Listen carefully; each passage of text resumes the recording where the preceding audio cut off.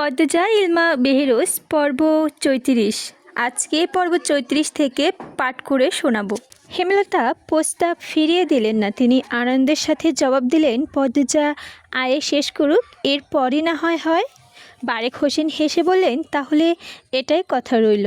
স্মৃতির পর্দা থেকে চোখ সরিয়ে নিলেন হেমলতা। গোপনে দীর্ঘশ্বাস ছাড়লেন। গলাটা কাঁপছে, ঠোঁট শুকিয়ে কাঠ। ব্যাগ থেকে বোতল বের করে পানি পান করলেন। অলন্দপুর প্রেমা পান্ত বাড়ির বাইরে সড়কে পায়চারি করছে। পূর্ণা গেটের আড়াল থেকে বারবার উকি দিয়ে দেখছে দূরের পথ।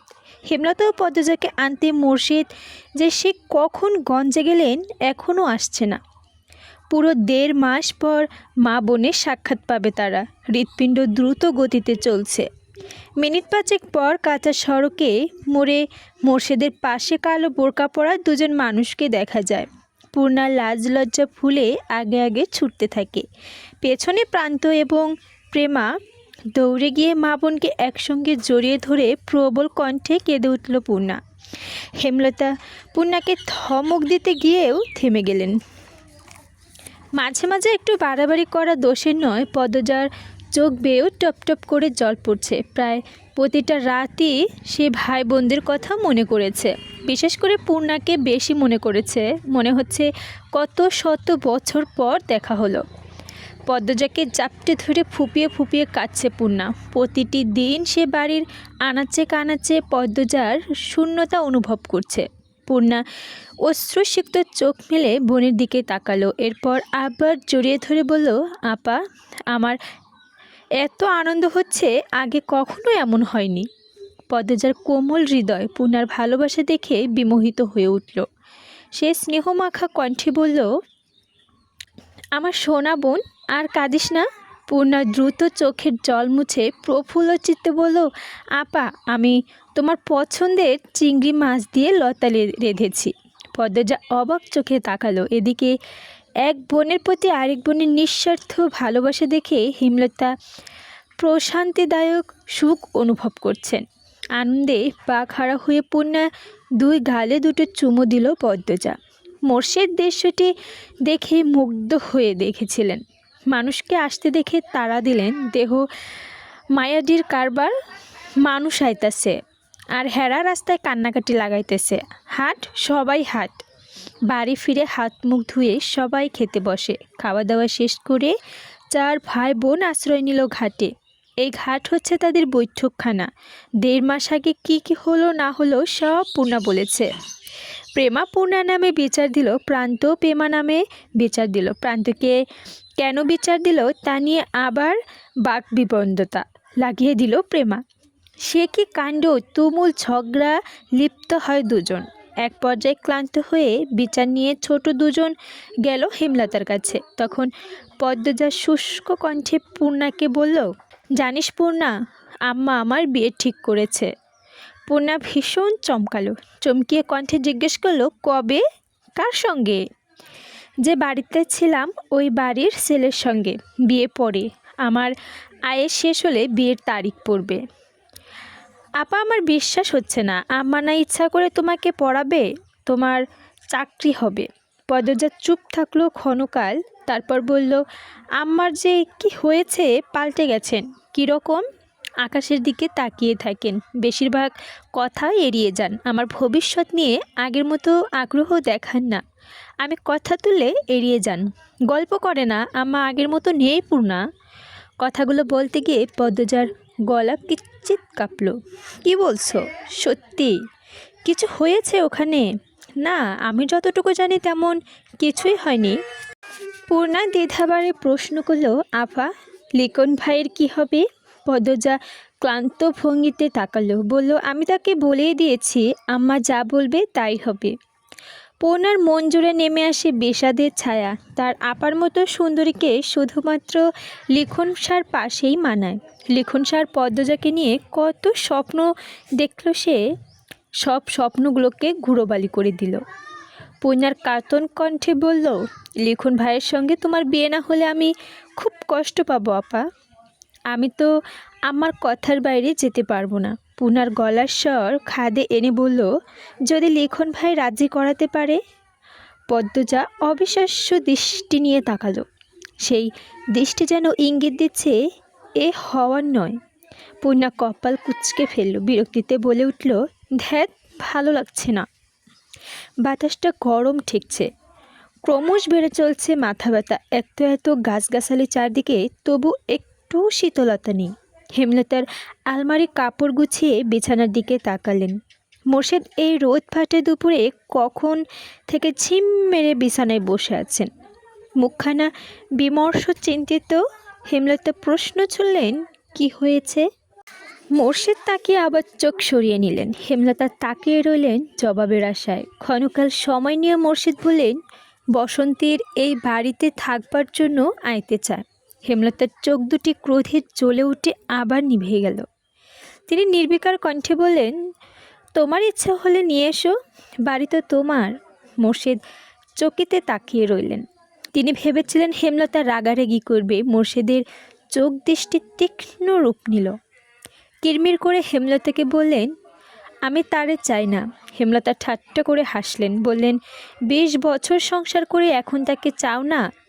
আমি হলে মামলা ঠুকতাম। মোর্শেদ আহত মন নিয়ে তাকিয়ে রইলেন অনেকক্ষণ। তারপর চোখ দুটোকে অসহায়ত্ব স্পষ্ট। হেমলতা নিজের আবেগকে নিয়ন্ত্রণ করে সেখান থেকে সরে পড়লেন। মোর্শেদ তখন কপট রাগ নিয়ে নিজে নিজে আওড়ান, বসন্তী আমারে ডর দেখায়। মার্ডারে খুন করতে পারলে জীবন শান্তি পাইতাম। হেমলতা দরজার ওপাশ থেকে ঘাড় ঘুরিয়ে মোর্শেদকে পরখ করছেন। রাগে ছটফট করছে মোর্শেদ। বসন্তীর প্রতি তার এত রাগ কেন? হেমলতা পুনরায় ঘরে ঢুকে বললেন, ভালোবাসার মানুষকে এভাবে গালি দিয়ে ভালোবাসার শব্দটি সম্মান খুইয়ে দিয়েন না। আমি তারে কোনো কালেও ভালোবাসি নাই, বাসলে তোমারে বাসছি। হেমলতা ভীষণ অবাক হয়ে তাকালেন। চোখের তারায় জলজল করে কিছু একটা যেন ছুটছে শুরু করে। ভোতা অনুভূতিগুলো মুহূর্তে নাড়াচাড়া দিয়ে ওঠে। মোর্শেদ অপ্রস্তুত হয়ে পড়েন। তিনি বিছানা থেকে নেমে গটগট পায়ে বেরিয়ে যান। হেমলতা মোর্শেদকে যাওয়ার পানে তাকিয়ে থাকে ঝাপসা চোখে। মানুষটার থেকে এই একটি শব্দ শোনার একটা সময় কত পাগলামি করেছেন, কত কেঁদেছেন, আকুতি মিনতি করেছেন। মোর্শেদের মুখে ভালোবাসার সত্য স্বীকারোক্তি শুনে হেমলতার ভীষণ আনন্দ হচ্ছে। বয়সটা কম হলে আজ তিনি অনেক পাগলামি করতেন, অনেক। পূর্ণার গা কাঁপানো জ্বর, তাই পূর্ণাকে নানা বাড়ি রেখেই পদ্ম বাড়ি ফিরল। সঙ্গে এলো হিমল, প্রান্ত, প্রেমা। 3 ভাই বোন মিলে বাড়ি জুড়ে ছোটাছুটি, লাউ, সিম, লতা, পুঁই শাক ও বন্দোবস্ত করল। বাজার থেকে মাছ নিয়ে এলো হিমেল। বাড়িতে শুটকি ছিল। আজ হেমলতা আর মোর্শেদ ফিরবেন, তাই এত আয়োজন। 2 দিন আগে তারা ঢাকার উদ্দেশ্যে যাত্রা করেছে। হেমলতা বড় বোন হানির মেজ মেয়ের বিয়ের কথাবার্তা চলছে। হানি বলেছে হেমলতা না গেলে তিনি বিয়ের তারিখ ঠিক করবেন না, তাই বাধ্য হয়ে হেমলতা গেছেন। তবে পদ্মজার শুরু থেকে খটকা লাগছে। তার মাথা খেরেকে পাশের এলাকায় যেতেও আপত্তি করেন।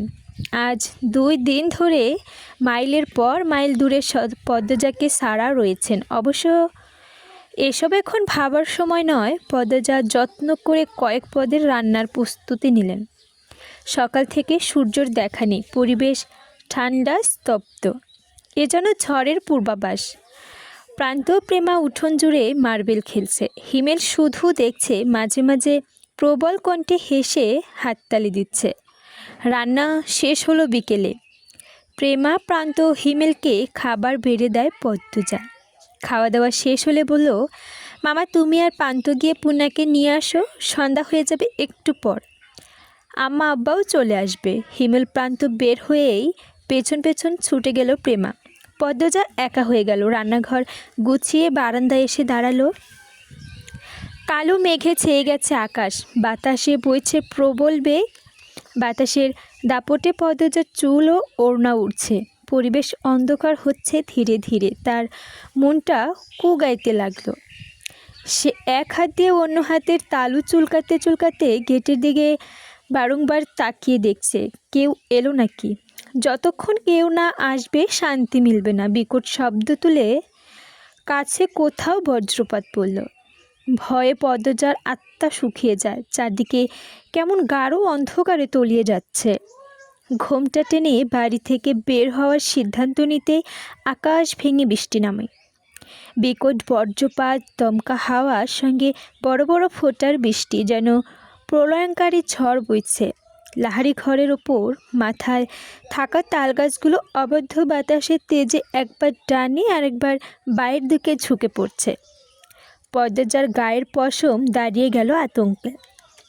ছুটে গেল নিজের ঘরে, বিছানার উপর কাচুমাচু হয়ে বসে অপেক্ষা করতে লাগলো। টিনের চালে ধুমধাম শব্দ হচ্ছে।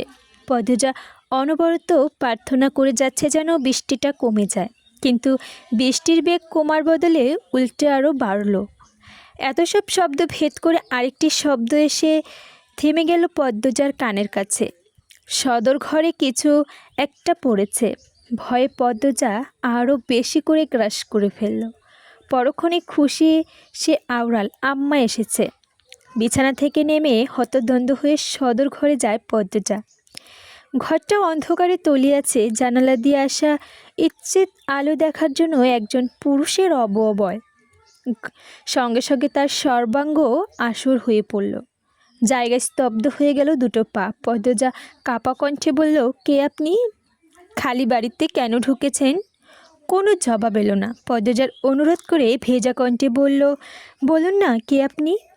একটি ম্যাচের কাঠি জ্বালিয়ে উঠল। সে আলো দুটি, গভীর কালো চোখ দুটি বিভ্রম্ভ নিয়ে তাকিয়ে রইল পদ্মজার দিকে। শীতল স্পষ্ট কণ্ঠে চোখের মালিক বলল, আমির হাওলাদার। পুরুষালী কণ্ঠটি শুনে আরও ভয় রে গেল পদ্মজা। রগে রগে বরফের মতো ঠান্ডা আর সূক্ষ্ম কিছু একটা দৌড়ে বেড়াচ্ছে। এক হাত দরজায় রেখে পদ্মজা আকুতি করে বলল, আপনি চলে যান, কেন এসেছেন? উত্তরের আশায় না থেকে পদ্মজা দৌড়ে নিজের ঘরে চলে গেল। ভেতরে ঢুকেই লাগিয়ে দিল দরজা। তার মস্তিষ্ক জমে গেছে, কাজ করছে না।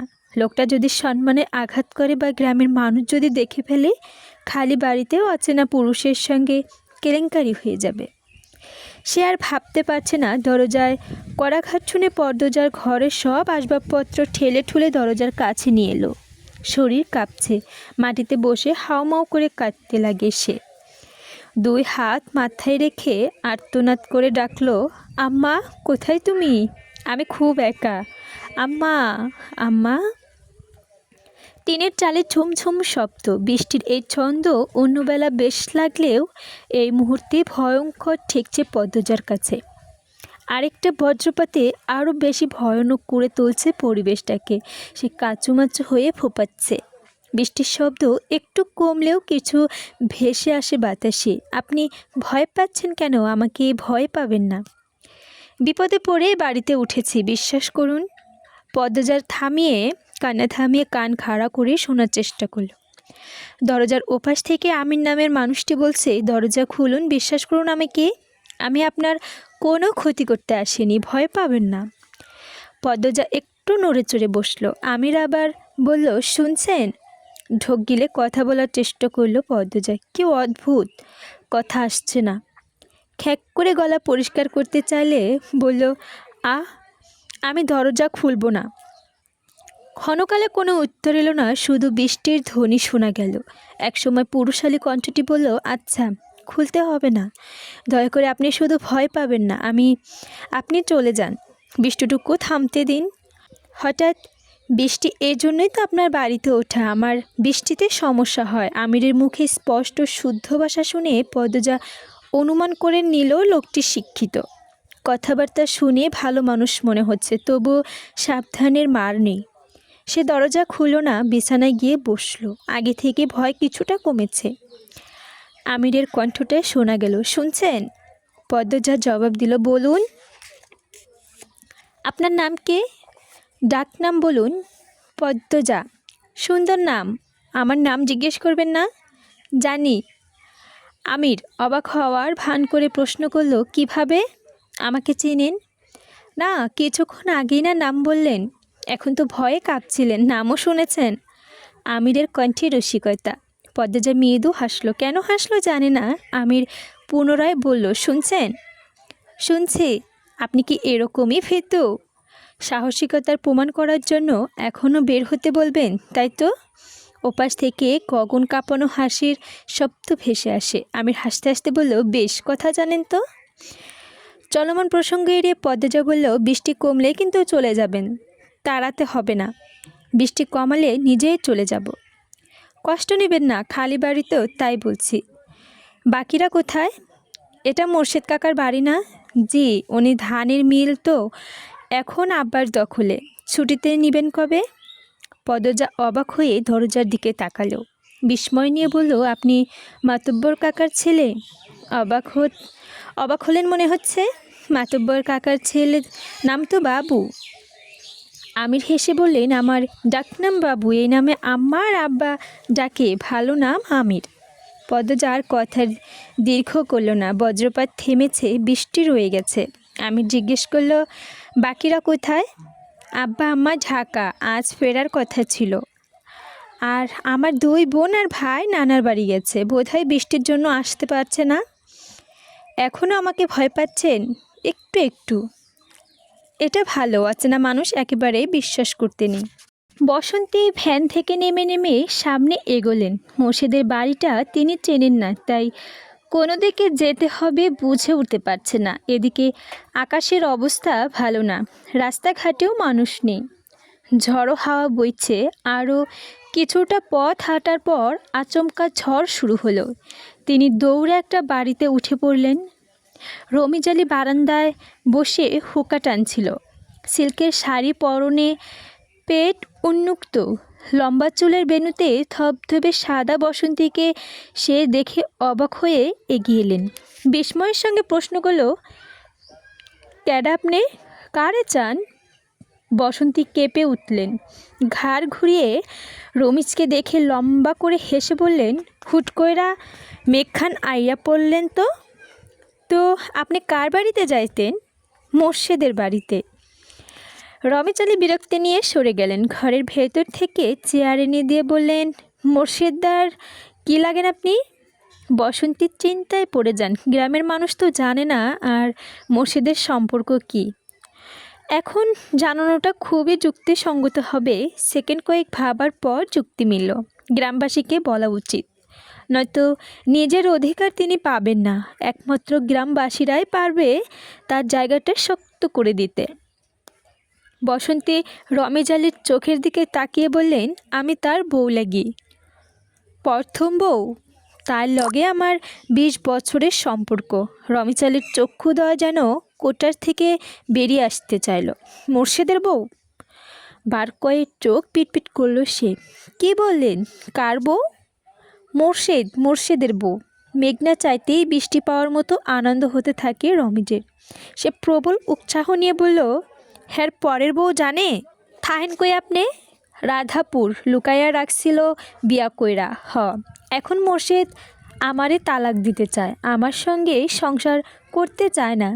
তাই আমি তার অধিকার নেওয়ার জন্য আইছি। আমি তার বাড়িতে থাকবার চাই। আপনারা আমারে সাহায্য করেন। গ্রামবাসী ছাড়া মোর্শেদ আমাদের জায়গা দিব না। রমেশ আলী প্রবণ বৃষ্টি আর বজ্রপাতকে হটিকে বাহাদুরের মতো চলে উঠল। আপনি জায়গা করে দেও না আমাগোরে কাজ। আপনি চিন্তা করেন না, মেঘটা কমতে দেন, এরপর খালি দেখেন কি হয়। বসন্তীর চোখ মুখ জল করে উঠে। অবশেষে একটা ভরসা পাওয়া গেল। রমেশ আলীর প্রতিশোধের নেশা পেয়েছে। মোর্শেদ তাকে কতটুকু কথা বলেছে, অবজ্ঞা করেছে, অপমান করেছে। এইবার তার পালা। প্রতিটা অপমান ফিরিয়ে দেওয়ার শপথ করেছে সেও অনেক আগেই। বসন্তীকে ভরসা দিয়ে সে বলল, আপনি বইয়া থাহেন, আমি আরও কয়েকজনের লইয়া আইতাছি। রমেশ আলী খুশিতে গদগদ হয়ে বেরিয়ে লোকবল আনতেছে। সঈদ, রজব, মালিক, কামরুলকে নিয়ে ফিরে এলেন। সবার হাতে হাতে ছাতা। কামরুল আটপাড়ায় একজন মেম্বার। গ্রামে কোনো অনাচার হলে তা দেখার দায়িত্ব তার। তাই তিনি মাথার উপর বজ্রপাত ঝড় নিয়ে ছুটে এসেছেন।